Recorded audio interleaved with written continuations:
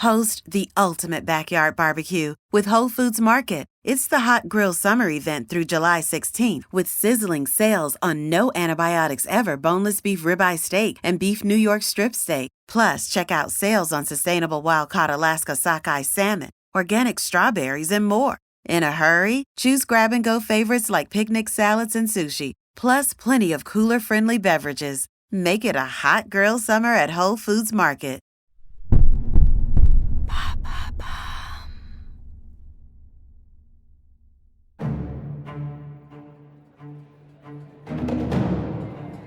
Le peuple de Paris est dans la rue. La place de la République vibre sous les pas des manifestants qui clament leur indignation à tue-tête. Comme à leur habitude dans ces occasions-là, les résidents du quartier se pressent à leur balcon pour soutenir le mouvement et goûter, à la bonne distance, à l'agitation populaire.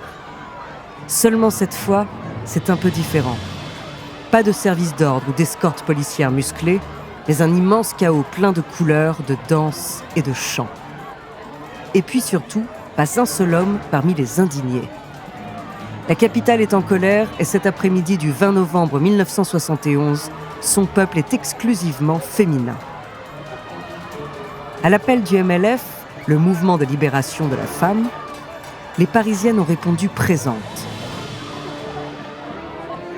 Elles sont plusieurs milliers à battre le pavé, déterminées à faire entendre leur voix une bonne fois pour toutes. La révolution ne se fera pas sans les femmes. Nous ne sommes pas des poupées. Mariage, piège à con. Les slogans sont nombreux, tantôt scandés au mégaphone sur des airs bien connus, tantôt écrits en majuscules sur des banderoles géantes. Mais malgré le désordre général, il y en a un qui fait l'unanimité. Au milieu des ballons, des poussettes, des rires et des applaudissements, une phrase résonne parmi la foule comme un cri de détresse et de révolte. Nous sommes toutes des avortées. C'est la première fois en 35 ans, depuis la manifestation pour le droit de vote des femmes, qu'un tel événement a lieu. Il faut dire que la situation est critique. Les femmes n'ont toujours pas le droit de disposer comme elles le souhaitent de leur propre corps. La pilule est loin d'être démocratisée et l'avortement tout simplement illégal. Mais ces derniers mois, un vent de liberté souffle sur le pays. Et en 1971, les Françaises n'ont pas prévu de laisser les hommes écrire l'histoire et les lois à leur place.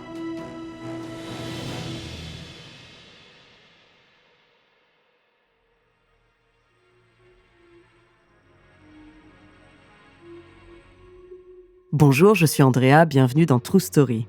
Alors aujourd'hui, je vais vous parler d'un événement féministe majeur de notre histoire. Au début des années 70, les femmes se sont mobilisées pour la liberté et le droit à disposer de leur corps à travers une série d'actions politiques et sociales. La plus célèbre et la plus courageuse d'entre elles a contribué à légaliser définitivement l'avortement en France. Et son nom, c'est le Manifeste des 343. Entre débat de société, situation critique et raz-de-marée médiatique, découvrez sa True Story.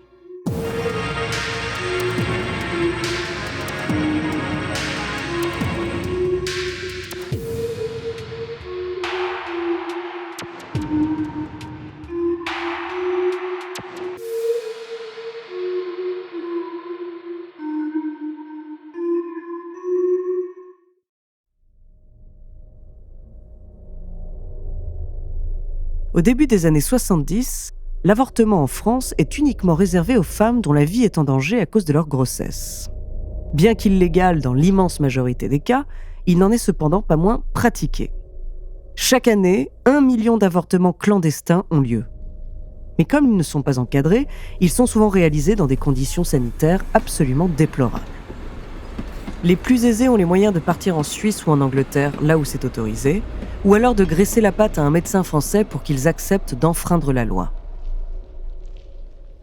Mais la plupart sont contraintes de faire appel aux faiseuses d'anges, des avorteuses aux méthodes peu recommandables et qui utilisent les injections d'eau savonneuse dans l'utérus ou des massages violents. L'auto-avortement n'est pas rare non plus. L'aiguille à tricoter trouve alors un deuxième usage, beaucoup plus sordide et dangereux. Le constat est sans appel. En 1970, en France, 1 femme par jour décède des suites d'un avortement clandestin. Beaucoup d'autres finissent stériles ou terriblement mutilées. La pilule est légale depuis 1967. Seulement 3 ans plus tard, les décrets d'application de la loi n'ont toujours pas été votés à l'Assemblée. Son utilisation reste donc extrêmement contraignante et peu démocratisée. Les Françaises sont dans une impasse, elles n'ont ni accès à une contraception choisie et maîtrisée, ni moyen a posteriori de gérer une grossesse non désirée. Leur sexualité n'est donc pas libre, et au contraire, elle est faite d'angoisse et de contraintes, subissant constamment le poids d'une maternité potentielle. Mais cela va encore plus loin. Leur propre corps ne leur appartient tout simplement pas en totalité. Elles ne peuvent pas en disposer comme elles le désirent parce qu'une poignée d'hommes en a décidé autrement. Ces hommes, ce sont les députés. Et il y en a un en particulier qui va justement mettre le feu aux poudres.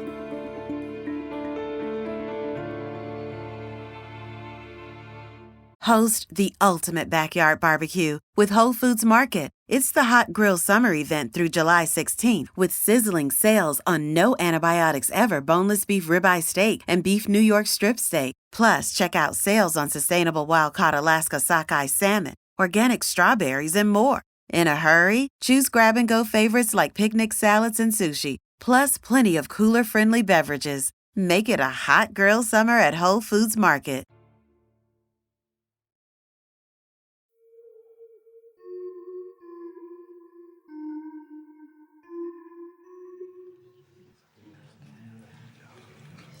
En juin 1970, l'ancien médecin et député catholique Claude Perret propose un projet de loi à l'Assemblée nationale. Cette loi permettrait d'élargir l'avortement aux situations de viol et d'inceste, ainsi qu'au cas où l'enfant à naître présenterait d'importantes anomalies physiques ou mentales. Bien entendu, son texte provoque un tollé chez les conservateurs qui y voient une scandaleuse légalisation du meurtre. Mais la réaction est plus vive encore chez les progressistes et les femmes en particulier. Pour elles, cette loi est ridiculement étroite, un pas de fourmi sur l'immense chemin qu'il reste encore à parcourir pour l'égalité des sexes. Certaines y voient même une forme de provocation.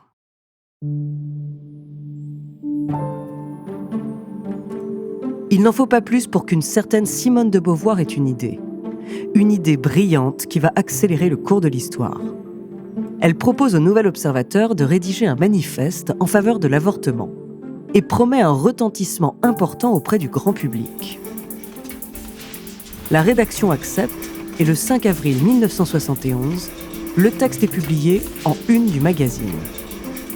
Mais ce qui fait le plus de bruit, ce ne sont pas ces quelques lignes, mais les signatures qui les suivent. Celles de 343 femmes, et pas n'importe lesquelles, des actrices, Catherine Deneuve, Jeanne Moreau, Bulogier, Delphine Seyrig, des artistes, Marguerite Duras, Brigitte Fontaine, Ariane Nouchkine, Agnès Varda, des militantes, des journalistes ou des intellectuels, Gisèle Halimi, Cathy Bernheim, Anne Zelensky et bien d'autres. Par leur signature, toutes affirment publiquement s'être déjà fait avorter dans des conditions clandestines. Il faut comprendre qu'à cette époque, c'est une énorme prise de risque. Elles encourent des poursuites pénales pouvant aller jusqu'à 3 ans de prison.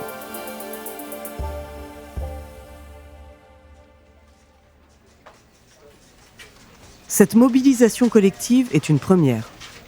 Le manifeste des 343, tel qu'il est baptisé, provoque un raz-de-marée médiatique en France, mais aussi à l'international.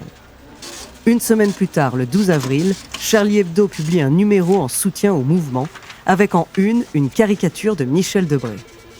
Ministre de la Défense de l'époque, ancien Premier ministre, Michel Debré est un fervent opposant à la liberté d'avortement pour les femmes. À la question « Qui a engrossé les 343 salopes du manifeste pour l'avortement ?», on le voit répondre tout penaud « C'était pour la France ». Cette couverture ridiculise l'homme politique, mais elle donne aussi encore plus d'ampleur au mouvement. Malheureusement, on n'en retient aujourd'hui que l'insulte machiste utilisée par le dessinateur Cabu, qui peut prêter à confusion. Mais l'objectif premier était totalement satirique et résolument féministe.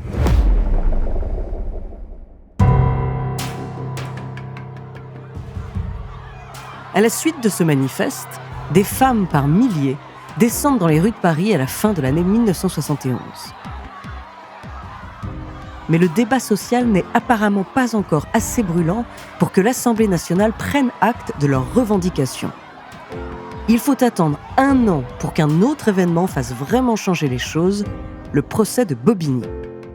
En novembre 1972, Marie-Claire Chevalier, une lycéenne de 16 ans, vient de se faire avorter clandestinement par sa mère et 3 de ses collègues.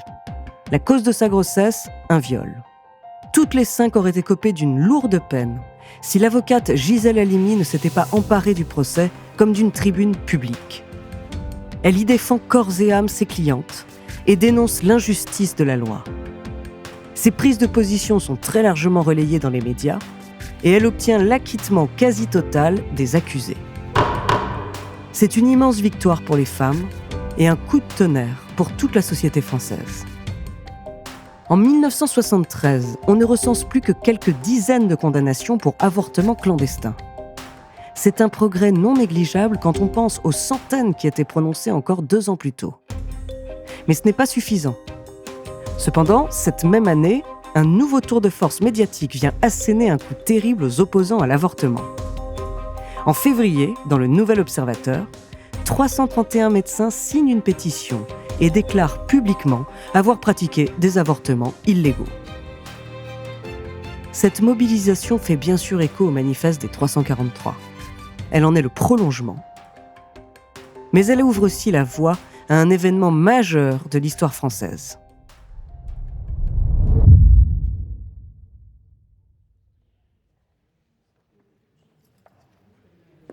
Le 26 novembre 1974, Simone Veil, ministre de la Santé du gouvernement Giscard d'Estaing, monte à la tribune de l'Assemblée nationale. Elle porte une veste élégante d'un bleu-violet tape à l'œil. Le grand collier de perles autour de son cou en dit assez long sur sa détermination à marquer les esprits. Ce soir, elle sera vue. Ce soir, elle sera entendue. Elle prend une gorgée d'eau et pose calmement son discours sur la table avant de scruter l'assistance. Certains députés sont distraits, en pleine conversation avec leurs collègues. D'autres la fixent au contraire d'un air sévère et arrogant, prêt à l'épingler au moindre bégaiement. Simone Veil soutient leur regard. Elle a confiance dans ce qu'elle s'apprête à dire. Elle sait que cette page de l'histoire doit être écrite et que des millions de Françaises comptent sur elle aujourd'hui pour convaincre 12 femmes et 478 hommes du bien fondé de son projet de loi. Elle prend une profonde respiration avant de commencer. Je voudrais tout d'abord vous faire partager une conviction de femme. Je m'excuse de le faire devant cette assemblée presque exclusivement composée d'hommes. Aucune femme ne recourt de gaieté de cœur à l'avortement. Il suffit d'écouter les femmes. C'est toujours un drame.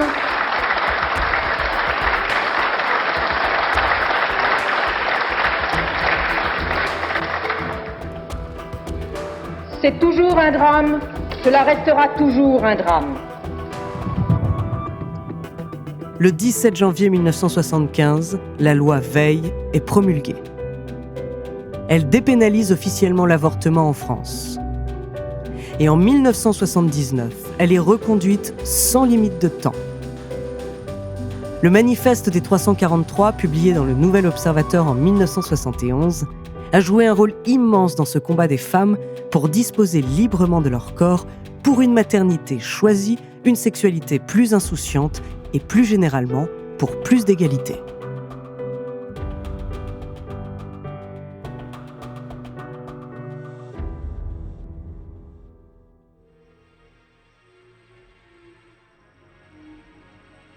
Merci d'avoir écouté cet épisode de True Story, écrit par Ellie Oliven et réalisé par Célia Brondeau et Antoine Berry-Roger. Dans le prochain épisode, je vous parlerai d'une attraction mondaine du 19e siècle qui était en réalité un enfer pour ses résidentes. En attendant, si cet épisode vous a plu, n'hésitez pas à nous laisser des commentaires et des étoiles sur vos applis de podcast préférés.